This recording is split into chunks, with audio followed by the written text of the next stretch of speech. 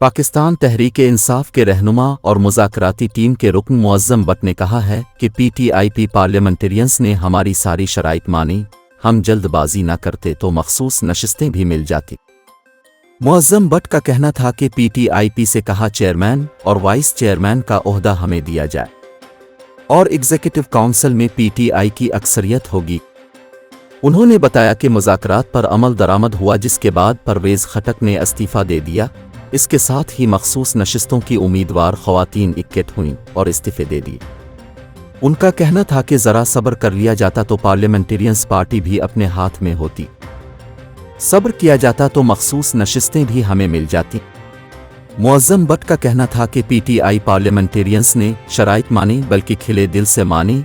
बानी पीटीआई ने PTI parliamentarians के साथ इत्तेहाद पर इत्फाक की बात की। असद कैसर, अली अमीन गंडापुर और हबीब और अकज़ई के साथ मशावरत हुई। उन्होंने कहा कि शादाब जाफरी और हामिद खान ने मशावरत की और पार्लियामेंटेरियंस से मुज़ाकरात को आगे बढ़ाया।